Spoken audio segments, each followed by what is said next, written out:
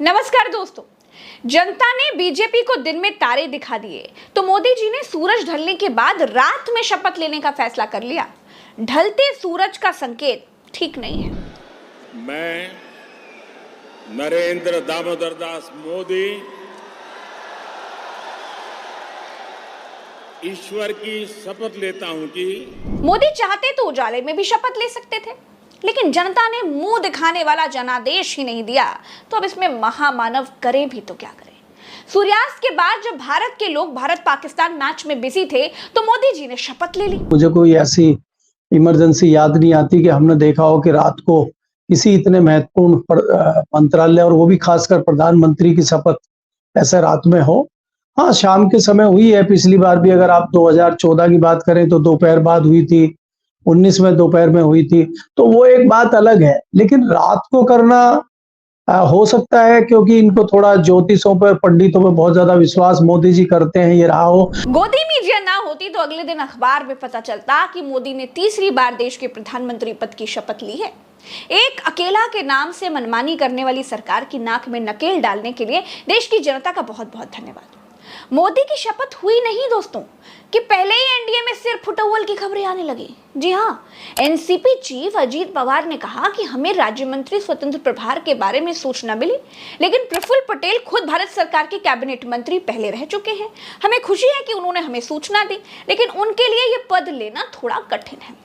वहीं एनसीपी नेता प्रफुल्ल पटेल ने भी कहा कि गठबंधन में कोई मतभेद नहीं है, मुझे राज्य मंत्री स्वतंत्र प्रभार के लिए सूचना मिली है, लेकिन मैं तो पहले से कैबिनेट मंत्री था, इसीलिए मैंने इस ओहदे को स्वीकार करने से मना कर दिया था। दोस्तों, एनडीए में सिर फुटअव्वल इतना भयंकर है कि अब हो सकता है कि नरेंद्र मोदी जब विदेश जाएं तो विदेश मंत्री भी मोदी के साथ जहाज में लटक ले। अब हो सकता है कि मोदी जब रक्षा संबंधी समझौते करने के लिए विदेश जाएं तो रक्षा मंत्री भी साथ में चला जाए। खैर दोस्तों, व्यंग अपनी जगह है, व्यंग एक अलग बात है। एक बड़े अच्छे नोट पर मैं प्रज्ञा मिश्रा नरेंद्र मोदी जी को तीसरी बार प्रधानमंत्री बनने पर शुभकामनाएं देती हूं और आशा रखती हूं कि मोदी जी की सरकार जल्दी ना गिरे। बाकी नीतीश कुमार तो आपके साथ है ही, जब तक वो आपके साथ हैं आपकी सरकार पर संकट के बादल तो हमेशा मंडराते ही रहेंगे। मोदी ने ज्यादातर पिछले सरकार वाले मंत्री ही रिपीट किए हैं। करीब 40% मंत्री बीजेपी के बाहर के हैं।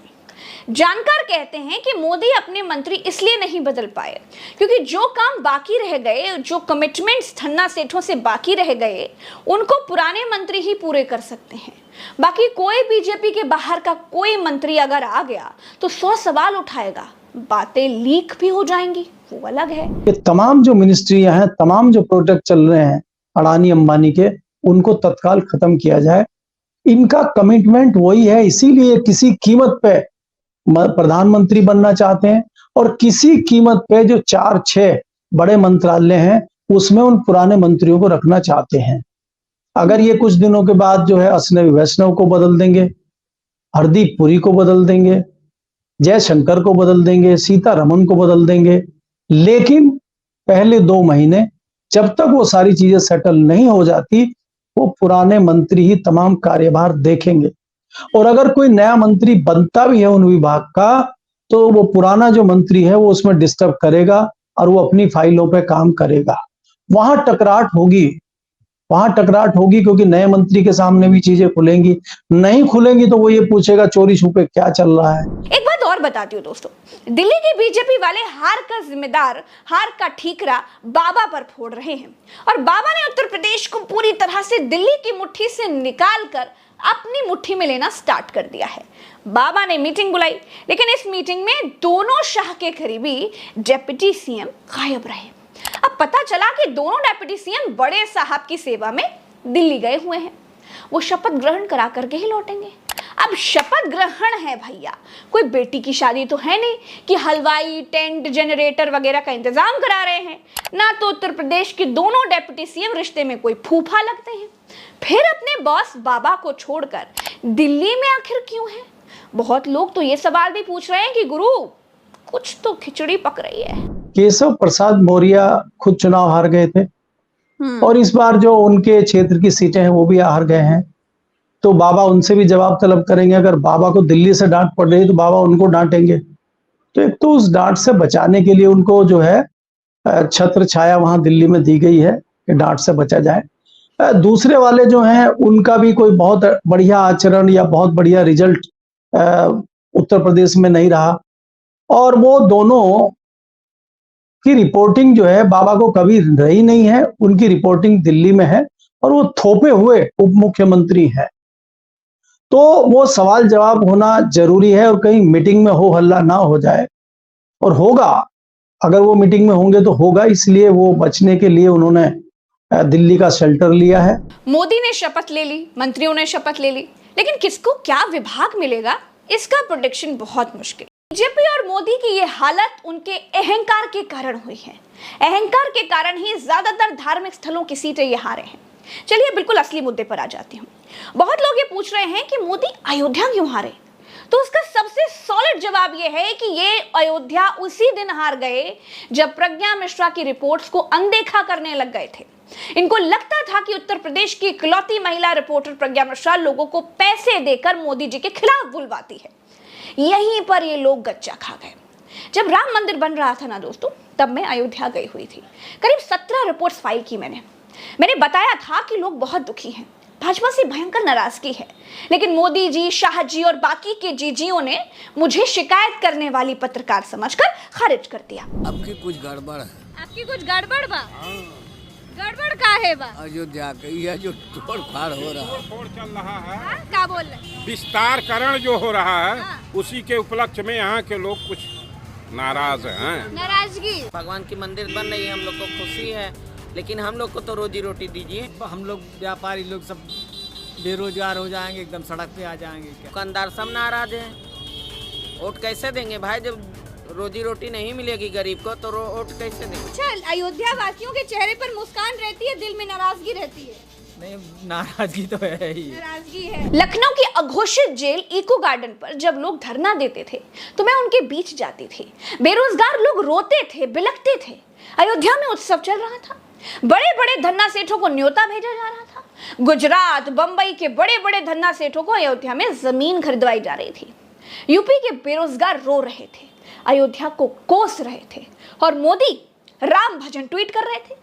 ये हाल था कि रोम जल रहा है और नीरो बंसी बजा रहा था। मेरा नाम अर्चना शर्मा है मैम। मैं अयोध्या से हूँ। अयोध्या से हैं जी। आप आंसू बहा रही हैं। अनुज पास आइए और इनके आंसू दिखाइए। आप यहाँ पर बैठकर आंसू बहा रही हैं। अरे आपको तो जा करके वहाँ मंदिर बन रहा है, वहाँ मंदिर बन रहा है, तो जाइए, उद्घाटन में जाइए मंदिर के। मैम, अयोध्या की बात होती है लेकिन अयोध्या की जनता की बात नहीं होती है। अब हमारे अंदर क्षमता नहीं रह गई है। अब इस सरकार को एक अहंकार ये हो गया है कि हमें अब कोई नहीं हरा सकता है, क्योंकि यही अहंकार कुछ दिन पहले रावण, कौरव और कंसुक भी हो गया था कि अहंकार में तीनों गए, धन, वैभव और वंश। और ना मानो तो देख लो रावण, कौरव, कंस, क्योंकि आज तक हमने हमेशा बीजेपी को वोट दिया है। उसका ये लोग सोच रहे हैं कि हम लोग जाहिल और अनपढ़ हैं। जिस दिन हम लोग अपनी औकात पे आ गए ना, इनको अर्श से फर्श पे पटक देंगे। तो हम आज इसी मंच से ऐलान करते हैं कि हम 2024 के इलेक्शन में इनके लिए ताबूत न खड़ी कर दें तो हमें बताएंगे। ये चुनाव से ठीक पहले अकबर नगर गिराया जाने लगा। सरकार घर तोड़कर राम मंदिर का गाना गा रही थी। आम आदमी का अपना घर टूट जाएगा दोस्तों, तो वो कैसे राम मंदिर का उत्सव मनाएगा? अयोध्या से 100-200 किलोमीटर दूर लखनऊ में भी लोग सरकार को कोस रहे थे, बद्दुआएं दे रहे थे, और मैं उनके बीच में थी। लोगों के घर ना टूटे इसका प्रयास कर रही थी, पुलिस से लड़ रही थी, लेकिन सरकार ने हल्के में ले लिया। 50-60 साल हो गए हम लोग, और बिटिया ये जब से सरकार आई है तब से ये नाश कर रही है। हम लोग कितने मेरे पति हमें घूर देके अपने छठवाए उनके। कितने साल से रह रहे हैं आप लोग? हम लोग कम से कम 40 साल से रह रहे हैं। मुख्यमंत्री योगी आदित्यनाथ जी को हमने इसी दिन के लिए मुख्यमंत्री बनाया था कि हमारे बच्चों के की जो है छत वो छीन ले। क्या बोल रहे हैं आप लोगों से? क्यों हटा रहे हैं आप लोगों को? कह रहे रिवर फ्रंट बनाएंगे। तो एक रिवर फ्रंट बनाने के लिए आप लोग को बेघर किया जा रहा है, लेकिन उसके बाद कोई घर दिया जा रहा है? कुछ नहीं, मुआवजा कुछ भी नहीं। नहीं पूछो मुझसे, कुछ नहीं पूछो। टूट रहा घर। क्या बोल रहे हो? घर टूट रहा है। घर गिरा रहे हैं। अब कह रहे सामान निकालो, हम लोग सामान कहाँ लेके जाएं? कहाँ लेके सामान चले जाएं बताएं? पहले शांत हो जाओ बेटा, शांत हो जाओ, शांत हो जाओ। दिमाग काम नहीं करा रहे। असल में भाइयों कुछ तो समझो। चलिए चलिए, बहुत देर से। अरे मैं यहाँ खड़ी हूँ, आप ये क्या कर रही हैं? आप मुझे धक्का क्यों दे रही हैं भाई? देख, उनको गरीब और गरीबी से दोनों से नफरत है। हम तो यही कह रहे हैं, उनको सबसे ज्यादा नफरत गरीब से है। दोस्तों, अयोध्या ऐसे ही नहीं हारे हैं। अयोध्या को बीजेपी के अहंकार ने हराया है। ये बात ठीक है कि सरकार किसी की भी हो जाए, जब एक बार बन जाती है तो अहंकारी हो ही जाती है। जो सांसद कल तक गली गली वोट मांगते थे, आज वोटर फोन करेगा तो वो फोन नहीं उठाएगा। ये भारत के नेताओं का चरित्र ही है। लेकिन बीजेपी अहंकार से ना बहुत आगे बढ़ चुकी थी। अघोषित तानाशाही चल रही थी, जहां किसी की कोई सुनवाई नहीं थी। मोदी के मुंह से जो निकल रहा था वो चल रहा था, वो जो मन में आ रहा था बोल रहे थे। कोई खाई कंदक खुआ कुछ था ही नहीं। संसद से विपक्षी सांसदों को निकालकर बाहर फेंक दे रहे थे। मणिपुर जल रहा था और प्रधानमंत्री जी फूफा की तरह नाक फुला कर बैठे थे। ऐसा लग रहा था जैसे मणिपुर तो श्रीलंका का हिस्सा हो गया, सिर्फ राम राम राम राम ही हो रहा था। बीजेपी ये बता रही थी कि हम राम को लाए हैं। लोगों ने कहा कि तुम राम को कहां लाए हो? कोर्ट ने मंदिर बनवाया है। अयोध्या में बीजेपी को उनका ही झूठ, उनका ही प्रपंच, उनका ही झूठा प्रोपेगेंडा ले डूबा। दोस्तों, अब मैं एक बहुत बड़ी बात कहने जा रही हूं, उसको ध्यान से समझिएगा। मोदी अगर अयोध्या में क्रेडिट लूटने की होड़ न मचाते, योगी आदित्यनाथ को ही हैंडल करने देते, तो शायद इतनी बुरी हार ना होती। मोदी के अहंकार और शाह की चाणक्यगिरी ने सब कुछ गुड़ गोबर कर दिया। बाकी लोग तो नाराज थे ही।